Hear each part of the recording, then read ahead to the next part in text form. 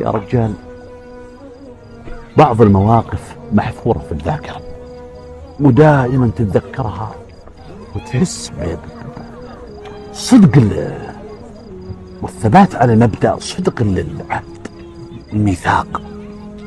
يعني سعد بن عبادة أو ابن معاذ سيد الأوس رضي الله عنه في بدر، الرسول عليه الصلاة والسلام سبق وبايع الأنصار أن يحمونه وينصرونه ويؤوونه ويمنعونه كما يمنعون أنفسهم وأموالهم وأهليهم، لكن جو في بدر يخاف عليه الصلاة والسلام أنهم العهد هذا وهم داخل المدينة، بس إذا خرج خلاص ما لنا علاقة. فجلس يستشف ويسأل أشيروا علي.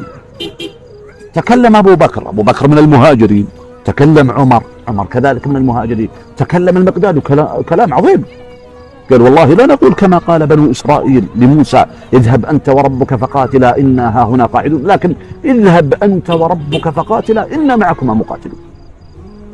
مع ذلك النبي عليه الصلاة والسلام يقول أشيروا علي أيها الناس. فهمها الرجل الداهية وترى باقي صغير يمكن عمره 32 سنة بس 33 ما هو كبير. قال يا رسول الله كأنك تريدنا تقصدنا احنا الأنصار أهل المدينة؟ قال عليه الصلاة والسلام نعم.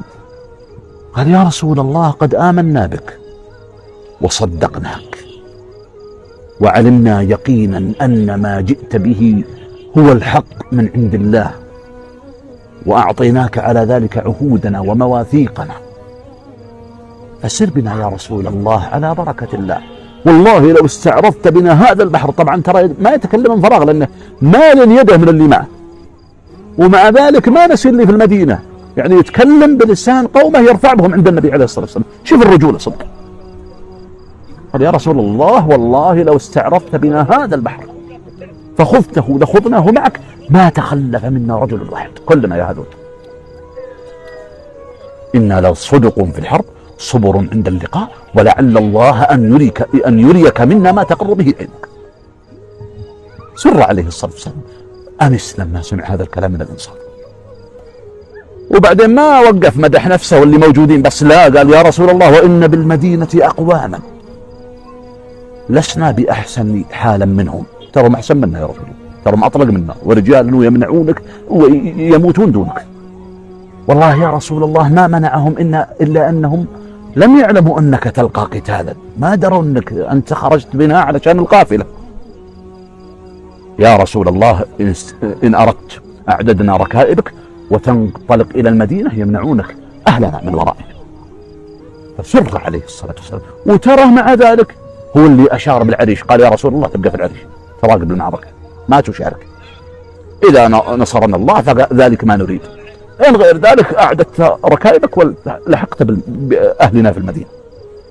رضي الله عن هذا الرجل اللي لما مات اهتز لموته عرش الرحمن، وتراه مات وعمره 36 سنة بس. أخي رجال مواقفهم هذه ما تنسى، يعني حتى لما بكوا ليش الرسول عليه الصلاة والسلام قال والله لو سلكت الناس واديا وسلكت الأنصار وادا لسلكت وادي الأنصار وشعب الأنصار، يا معشر الأنصار أنتم الشعار والناس الدثار، اللهم اغفر للأنصار وأبناء الأنصار وأبناء أبناء الأنصار. وبكوا قالوا يا رسول الله رضينا برسول الله قسما وحظ. يقول ألا ترضون أن يذهب الناس بالشاء والبعير، تزعلون علشان الناس تقسموا الدنيا والغنائم تألفت بها، تعالوا للإسلام خذوا مال، تألفت بها أقواما ليسلموا ووكلتكم إلى إسلامكم.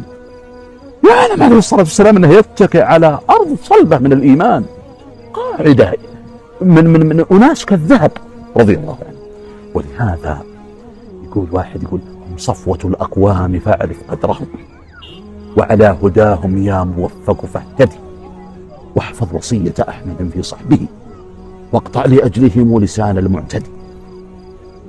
من غيرهم شهد المشاهد كلها، شهدوا نزول الوحي بل كانوا له نعم الحماة، من البغيض الملحد ما سبهم إلا حقير تافه، نذل يشوههم بحقد أسود، لغبار أقدام الصحابة في الردى، أغلى وأعلى من جبين الأبعد، والله لو كرهت يدي أسلافنا لقطعتها ولقلت سحقا يا يتيم.